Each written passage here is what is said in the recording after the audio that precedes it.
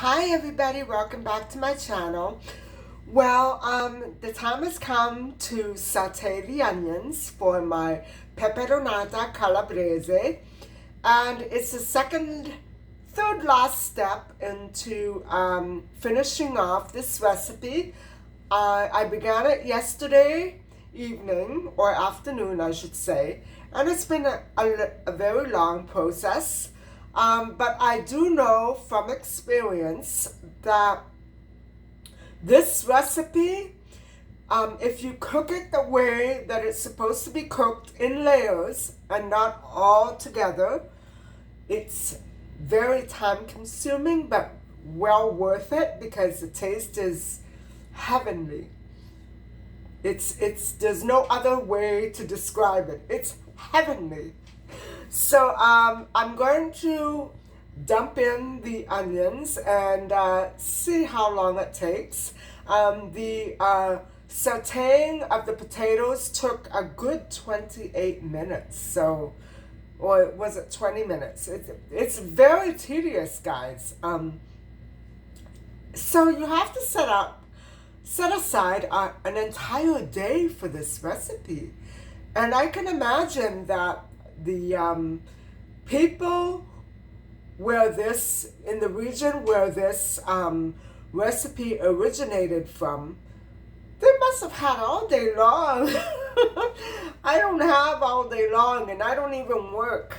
So this was a very long process, and I thought the potato gnocchi were a lot, but this takes the cake. So here we go with the onions.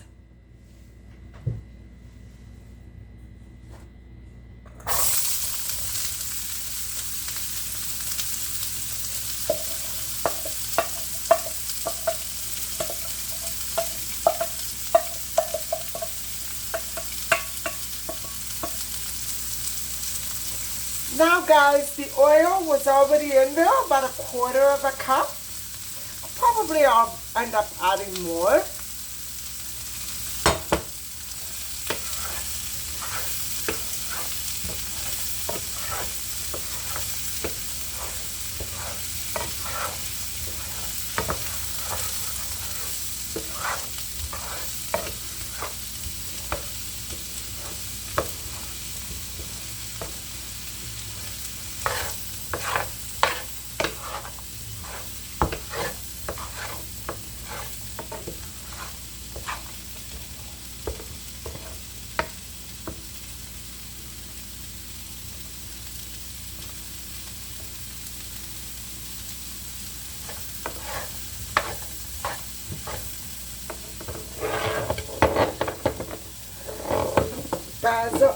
Bay leaf.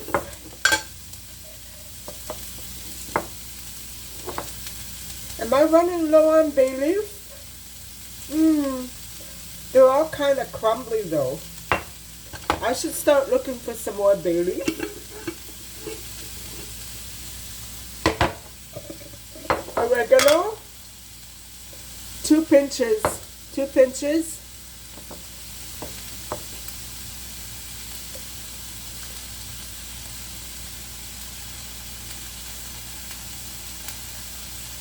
Give it a stir.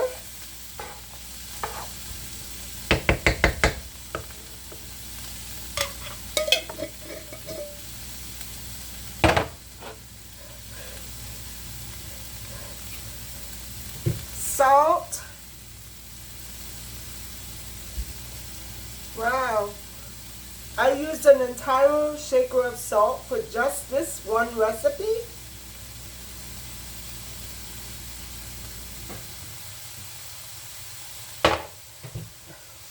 And pepper.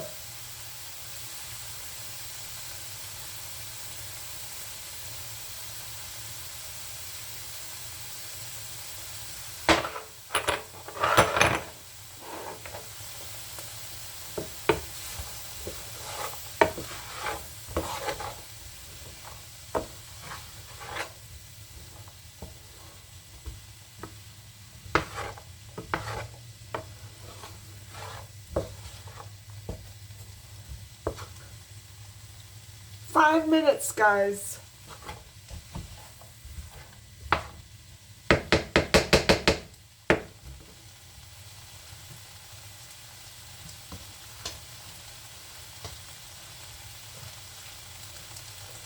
this is what I've done so far. These are the potatoes, the eggplant, and the peperonata. 100 grams of potatoes, no, 100 kilograms of potatoes, and eggplant and pepper. And they are the sweet banana peppers, my favorite. And so, oh my God, that took a lot of cooking, a lot of sautéing, a lot of waiting, but they're all done. They were done in layers, not all together. And I previously prepared the raw tomatoes, 200 grams of raw tomato with some basil. And I think I will throw in some salt into the tomatoes and some pepper.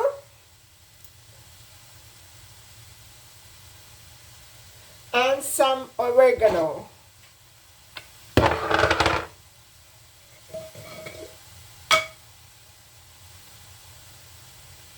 Just a little.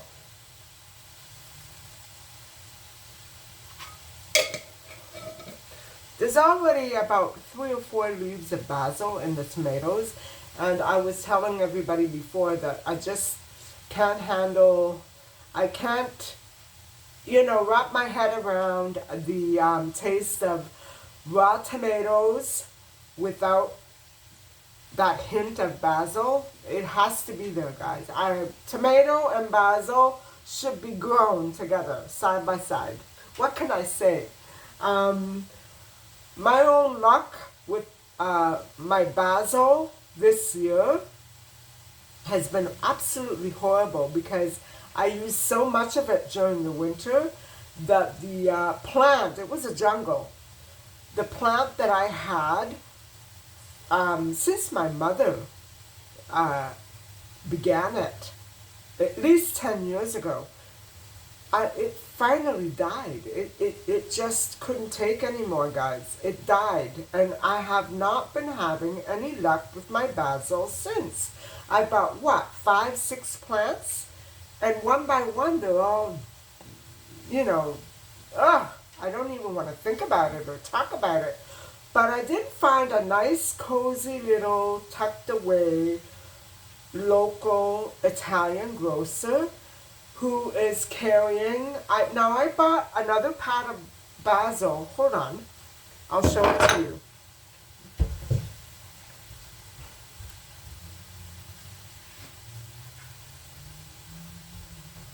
Right here. I bought it last week at its twin store. Now I haven't transplanted it, guys, because I'm scared. I think that when I transplant it, it's gonna poop out on me. So it's twin store. Oh my God, the basil there is so beautiful. I have to go and get another couple. And I bought a couple about 2 weeks ago. Not doing so great. They're not doing so great at all. It doesn't look like basil to me. So I think I should go get another couple at the twin store where everything is looking beautiful.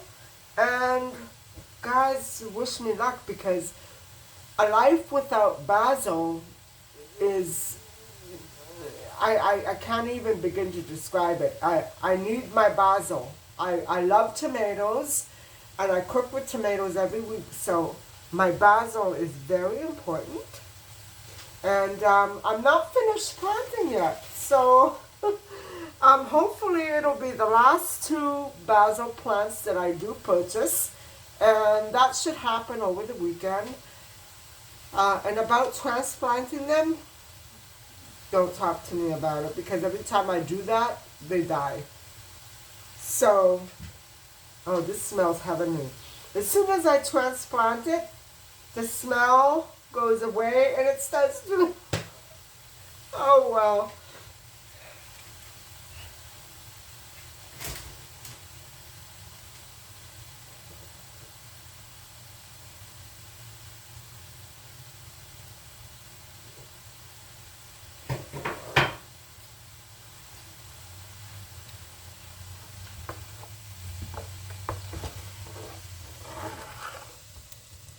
That's what it's looking like. I think I'll add another drop of oil.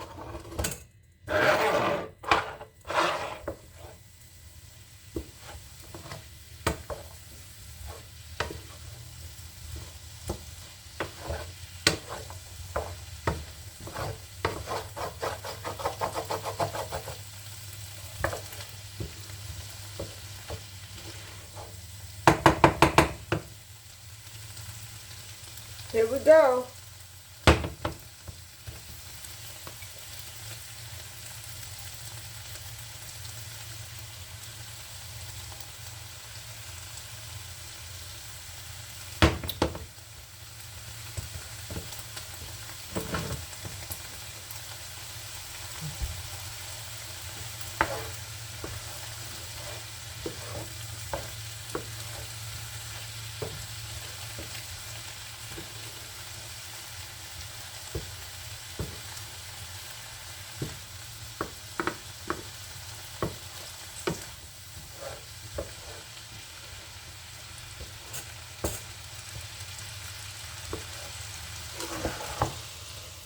It did a lot of good, that couple of drops of oil. In case you haven't been following along throughout all these layers that I've been doing for this one recipe, I've been putting between 1/3 to 1/2 a cup of olive oil for each layer that I do. So this is now the 4th layer. I have one more layer to do with the tomatoes and then we're done. It all goes in together. And I don't want to cook my hair. And then what happens is it just simmers down and simmers. You can add water. You can add water to it if it dries out.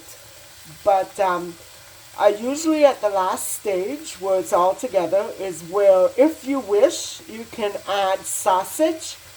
I know that my favorite is the Sicilian, the hot spicy sausage. But you can put whatever sausage you want, if you want. I think I'm going vegetarian with this one. Anyway, let's finish cooking this. It's been 19 minutes, guys. No, 13 minutes. 13 minutes.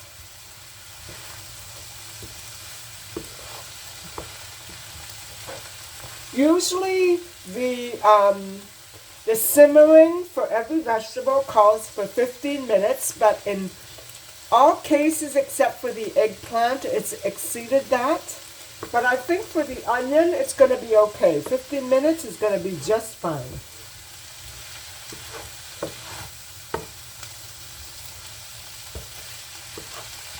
And I'm giving this recipe to my friend tomorrow, who I'm going to help out in her yard tomorrow. And, you know, I'm going to have to tell her that the timing, I want to make it very specific. That's why I did this video, this recipe tutorial in real time, because I wanted to know exactly how many minutes every vegetable would take to get completely sauteed. Now the potatoes aren't completely done, so I could have waited another 5-10 minutes, but I decided to let it go and finish sauteing it when I put everything together.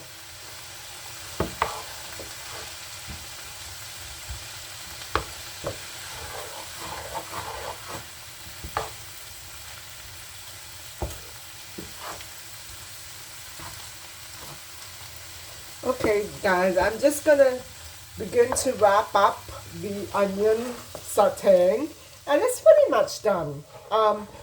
So I want to thank you all for watching, and please don't forget to like and subscribe. I will be uploading the tomato edition in just a few minutes. So thank you very much for watching, and please don't forget to like and subscribe. Bye for now.